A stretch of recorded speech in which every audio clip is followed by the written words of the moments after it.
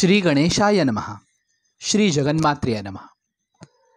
आता आपण करवीर महात्म्याच्या अशा टप्प्यावरती आलोत की जिथं करवीर महात्म्यामध्ये या क्षेत्राला मुळातच करवीर नाव आणि या गावाला कोल्हापूर नाव मिळण्याचं कारण जे आहे त्या कथेचा उलगडा या अध्यायांमधून होतोय. एकूणच या अध्यायांना या संपूर्ण महात्म्याचा प्राण म्हटलं तरी वावगं ठरणार नाही. कारण जगदंबा नारायणीचं हे क्षेत्र करवीर आणि कोल्हापूर म्हणून प्रसिद्ध झालं त्याची कथा सांगणारे हे दोन अध्याय. मागच्या 34व्या अध्यायात आपण 33व्या अध्यायात आपण बघितलं की करवीरासुराचा वध करून भगवान शंकरांनी या क्षेत्राला करवीर असं नाव दिलं आणि त्यावेळेला आपल्या पुत्राकडे राज्य सोपवून कोल्हासूर हा वनामध्ये तपाला गेला होता. त्यानं वानप्रस्थाश्रम स्वीकारला होता. पण आपल्या पुत्रांचा वध झालेला बघून खवळलेला कोल्हासूर पुन्हा एकदा नगरीत आला आणि त्यावेळेला लोपामुद्रेनं त्यांना विचारलं की ज्यानं राज्य टाकलं होतं तर तो पुन्हा का आला. याचं उत्तर सांगताना आणि पुढं काय घडलं याचं उत्तर सांगताना महर्षी नारद म्हणतायत, अगस्तीने तिला उत्तर दिलं, आपल्या पुत्रांचा असा वध झालेला, आपल्या पुत्रांचा असा अंत झालेला बघून ज्याप्रमाणे सापाच्या शेपटीवरती पाय पडल्यानंतर तो खवळावा त्याप्रमाणे झालेल्या सगळ्या पूर्वीच्या घटना म्हणजे अगदी बंधूंच्या वधापासून ते अगदी पुत्रांच्या वधापर्यंत सगळं काही कोल्हासुराला आठवलं आणि तो शोकानं दुःखानं संतप्त झाला. तो म्हणाला, या देवांचं दौरात्म्य बघा, या देवांची क्रूरता बघा, माझ्या भावांना मारलं, यांच्यासाठी मी सुकेशी बरोबर युद्ध केलं, त्यात माझे 100 पुत्र मारले आणि आता माझ्या 4ही पुत्रांना मारलं. हे सगळे जण या जगदंबेच्या आश्रयाने हा सगळा खेळ करतायत. त्यामुळं आधी या जगदंबेला जिंकलं पाहिजे. कारण एखादा वृक्ष जर तोडायचा असेल तर फांद्यांवरती कुऱ्हाड चालवण्यात अर्थ नाही, त्याचं मूळ छेदलं पाहिजे. त्यामुळे या देवांचं मूळ असणारी ही जगदंबा हिलाच पहिल्यांदा जिंकून घेतलं पाहिजे असं म्हणून कोल्हासूर वनामध्ये गेला. क्षेत्राच्या उत्तर दिशेला 5 कोसावरती सप्तऋषींचा आश्रम आहे. त्या सप्तऋषींच्या आश्रमामध्ये जाऊन त्यानं परम दारुण तप करायला पुन्हा एकदा प्रारंभ केला. 100 वर्षाचं तप झाल्यानंतर जितेंद्रिय निराहार दृढ मानस अशा कोल्हासुराच्या तपावरती प्रसन्न होऊन सिंहावरती विराजमान 9 कोटी सख्यांसह आणि सर्व देवी देवतांसह 64 योगिनींसह ही करवीर निवासिनी जगदंबा कोल्हासुरापुढे प्रगट झाली आणि तिनं कोल्हासुराला विचारलं, जे हवं ते माग. त्यावेळेला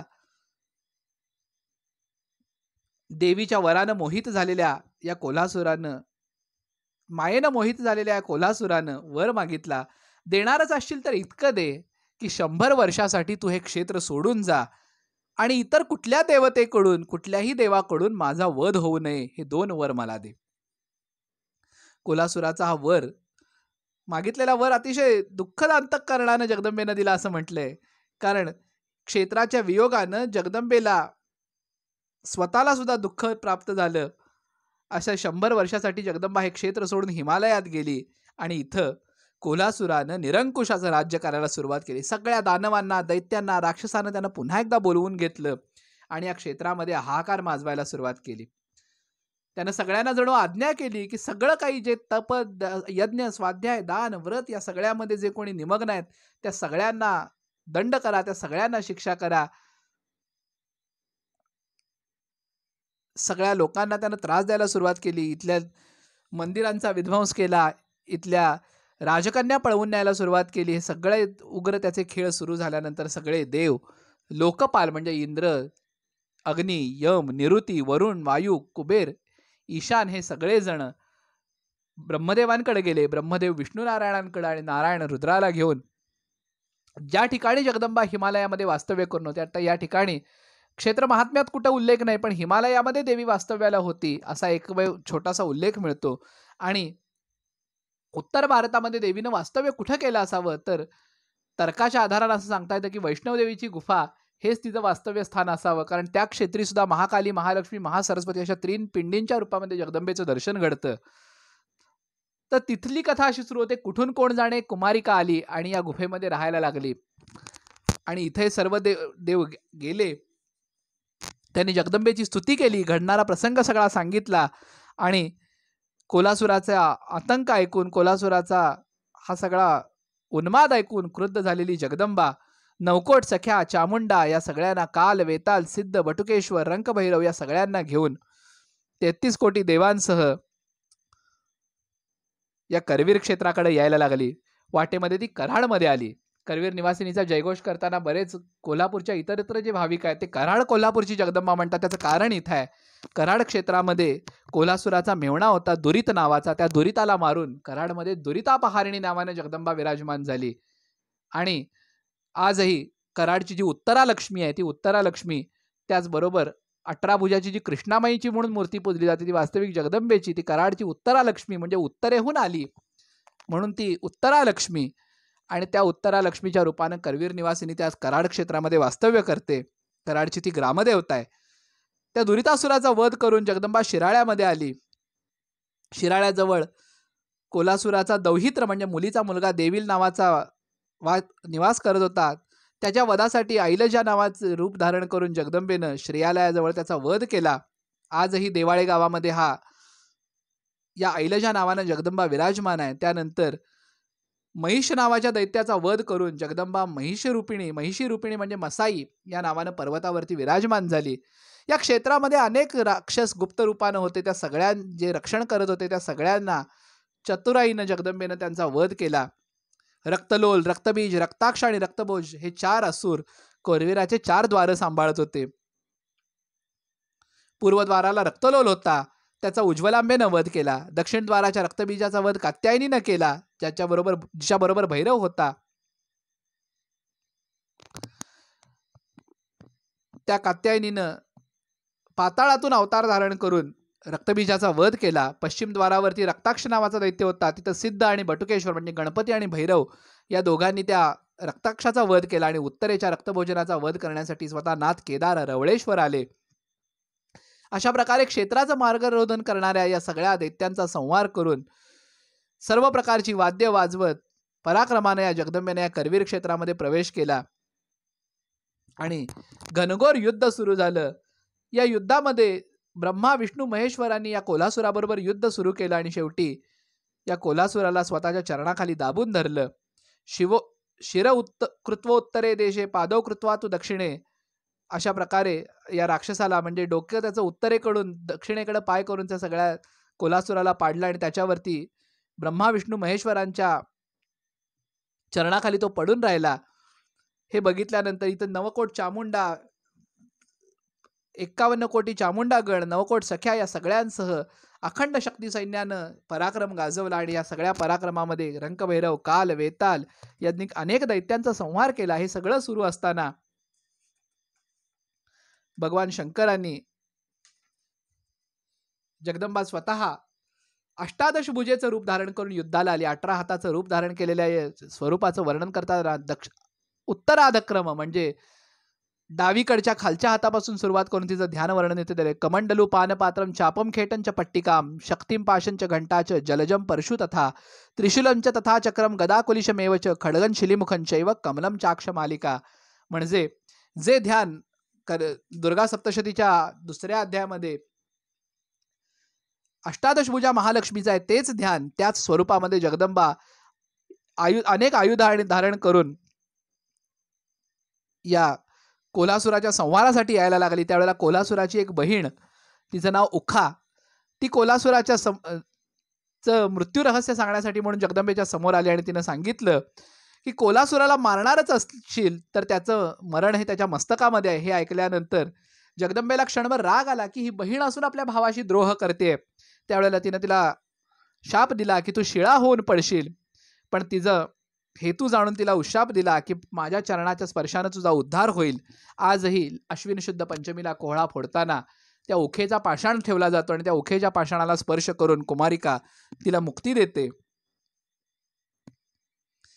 कोल्हासूर पडला हे बघितल्यानंतर भगवान शंकरांना सुद्धा क्षणभर दया आली, कारण शंकरांचा स्वभाव भोळा. युद्धामध्ये त्यानं गाजवलेल्या अपार पराक्रमावरती प्रसन्न होऊन त्यांनी त्यांना वर दिला, जे हवं ते माग.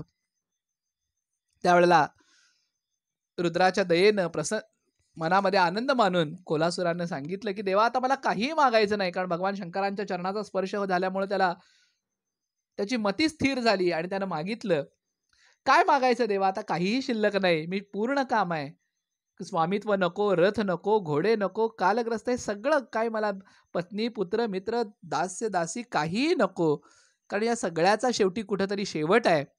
देणारच असाल तर इतकं द्या की जन्ममृत्यूच्या या चक्रातून तारणारी जी जगदंबा आहे, जिच्यासाठी मी तप केलं, ती माझ्यावरती रागावली असेल तर आता तिची तिची समजूत घाला आणि द्यायचं असेल तर मला इतका वर द्या की या क्षेत्राची स्वामिनी असणाऱ्या या जगदंबेच्या हातून मला मुक्ती प्राप्त करून द्या. तिचा माझ्यावरती असलेला राग तिला दूर करायला सांगा आणि तिच्या चरणातळी माझा शेवट होऊ द्या. कोल्हासुराचं हे सांगणं शंकरांनी ऐकलं आणि देवीला त्यांनी विनंती केली.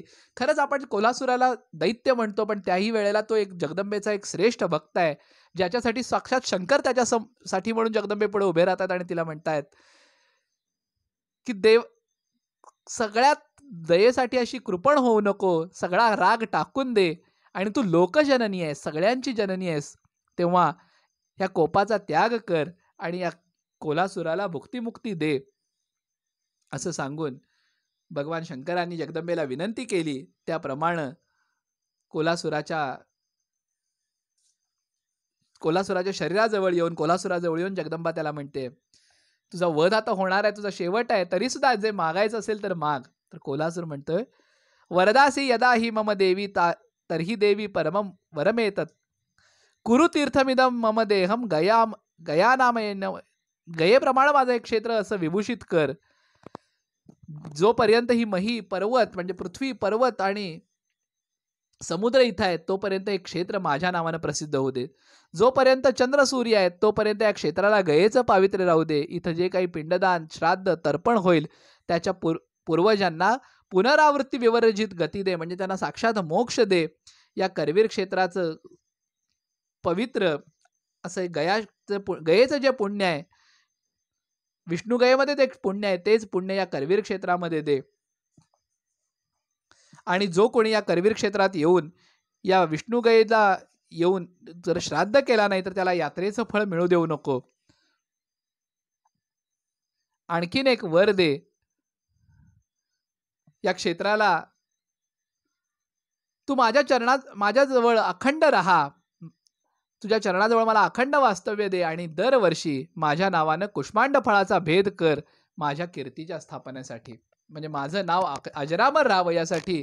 क्षेत्राला तर जगदंबेने या करवीर क्षेत्राला कोल्हासुराचं नाव दिलंच, पण त्याचबरोबर कोल्हासुराच्या वधाची स्मृती राहण्यासाठी दरवर्षी माझ्या नावानं आज जो वध होतोय त्या तिथीला कोहळ्याचा भेद कर असं सांगितल्याबरोबर जगदंबेने त्याला वर दिला. त्याच्या मस्तकावरती वार करून ज्याप्रमाणे कोहळा फोडावा त्याप्रमाणे त्रिशूळानं अखंड भाग केले. आता या त्रिशूळाचा खडगाचा वारानं जितक्या वेळेला तुकडे केले तितक्या वेळेला ते पुन्हा पुन्हा त्याचं मस्तक जोडलं जायला लागलं, म्हणून देवीनं स्वतःच्या चरणांनी एखादं ढेकूण चिंगरावा त्याप्रमाणे त्याचं मस्तक चिरडून टाकलं. खरं तर कुष्मांड भेदनाचा हा खरा प्रकार आहे जो आपण अश्विन शुद्ध पंचमीला त्र्यंबुली पुढे करतो.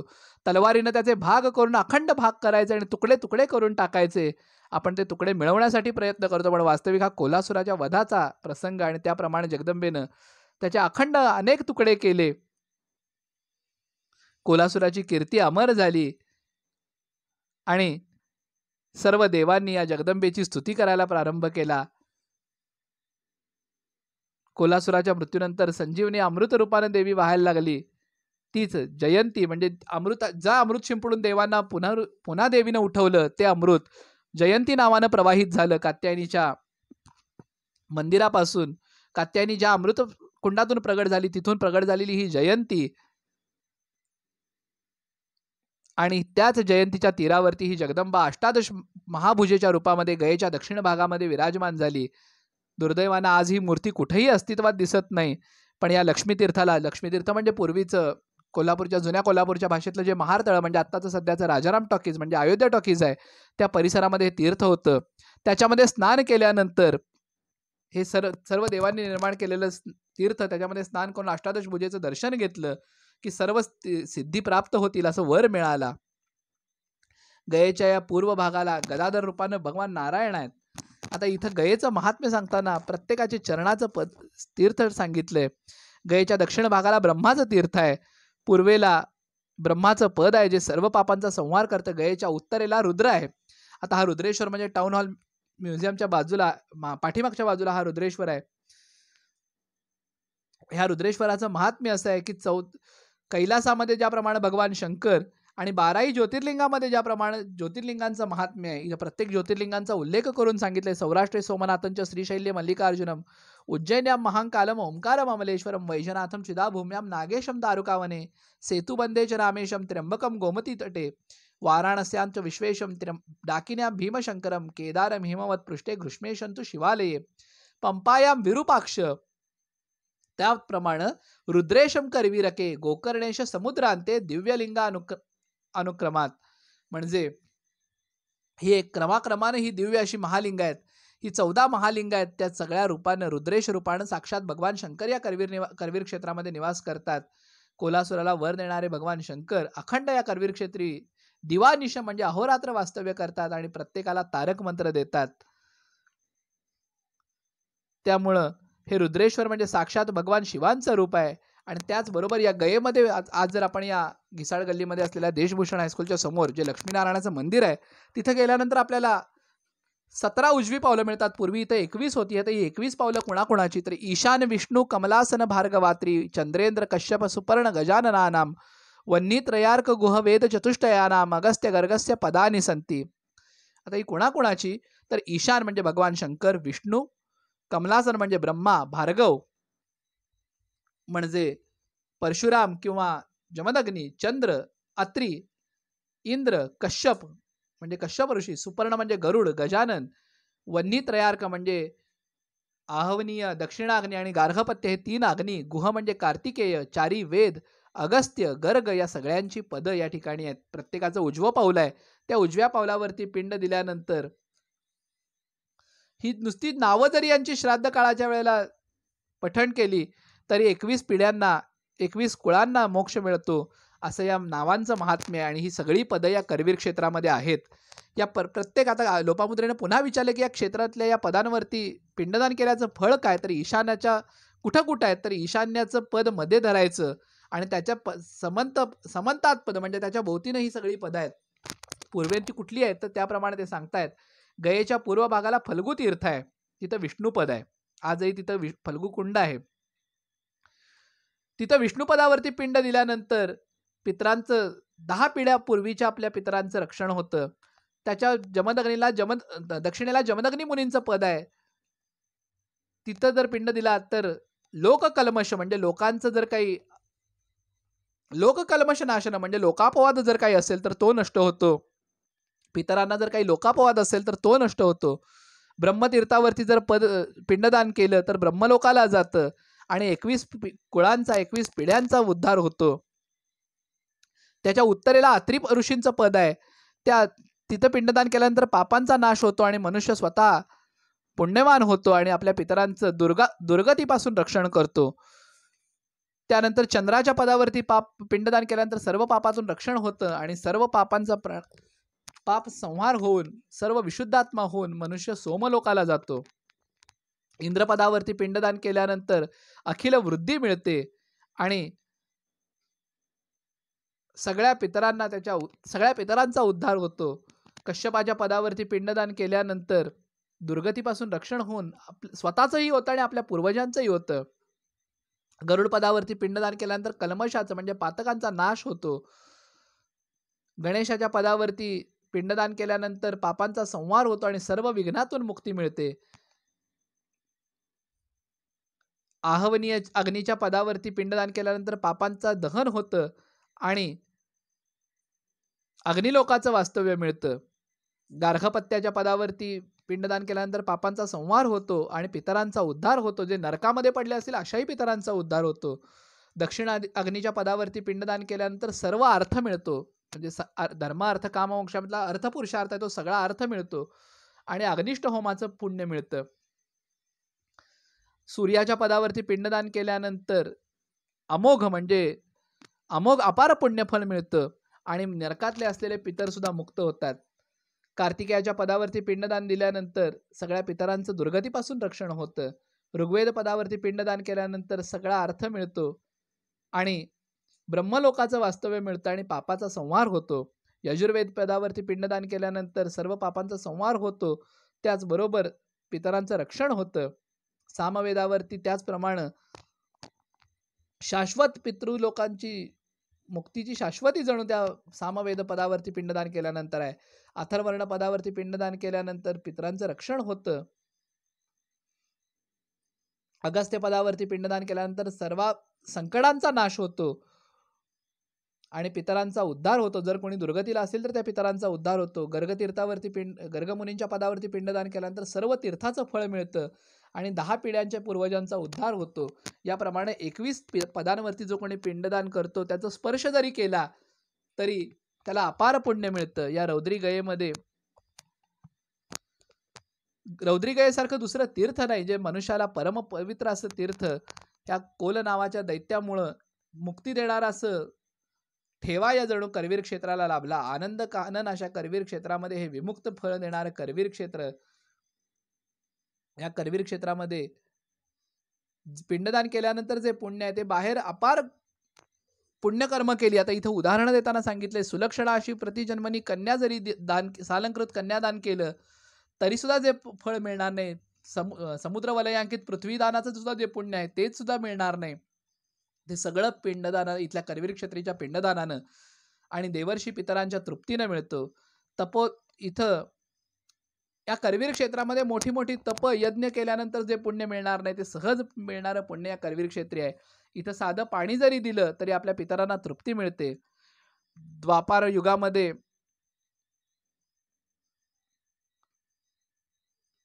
युगामध्ये हरिद्वारला, कृतयुगामध्ये द्वारम हरे पुण्यतरम कृते, म्हणजे कृतयुगामध्ये हरिद्वार, त्रेतायुगामध्ये नैमिषारण्य, द्वापारामध्ये कलियुग आणि काशी, द्वापार युगामध्ये कुरुक्षेत्र आणि कलियुगामध्ये काशी, हे 4 महत्वाची तीर्थ आहेत. पण या 4ही युगांमध्ये करवीर मात्र अखंड पुण्य फलप्रद देणार आहे. स्वर्गापवर्ग देणार असं करवीर क्षेत्रासारखं क्षेत्र 4ही युगामध्ये नाही. त्यामुळं ज्याला कुणाला भुक्तिमुक्ती पाहिजे त्यानं कोल्हापूरला येऊन जगदंबेचं दर्शन करून या गयाश्राद्ध करण्यासारखं दुसरं महत्वाचं कार्य नाही. कुठल्याही प्रकारच्या दुर्मरणानं जर कोणाचं मरण आलं असेल तर त्याला या करवीर क्षेत्री आल्यानंतर मुक्ती मिळते. या गयेच्या दक्षिण भागाला रामचरण विराजमान आहेत. आता आज आपण ज्याला रावणेश्वर म्हणतो त्या रावणेश्वर तीर्थाचं हे महात्म्य आहे. या रामाच्या पदावरती आता एक श्राद्धाचे अधिकारी कोण हे सांगताना आपण दरवेळेला पुत्र म्हणतो, पण ह्या रामतीर्थाचा एक वेगळा महिमा आहे. आज आपण याला रावणेश्वर तलाव म्हणून ओळखतो शाहू स्टेडियम किंवा शिवाजी स्टेडियमच्या परिसरामध्ये. तर याचं महती सांगताना सांगितलंय, या रामतीर्थाजवळ सीतेचं पण तीर्थ आहे. जयंतीच्या तीरावरती हे रावणेश्वराचं तीर्थ आहे. इथं सीतेच्या हातून वाळूचा पिंड घेऊन दशरथ राजा मुक्तीला गेला. इथं या करवीर क्षेत्राचं महात्म्य आहे. हे सर्व हे लोपामुद्रे तुझ्या प्रश्नासाठी म्हणून या करवीर क्षेत्राचं महात्म्य मी तुला सांगितलं आणि तुला जर काही विचारायचं असेल तर तू विचार, असं म्हणून महर्षी अगस्तीने या ठिकाणी करवीर महात्म्याचा 34वा अध्याय संपूर्ण केला. जय जगदंब. उदयोस्तु उदयोस्तु उदयोस्तु.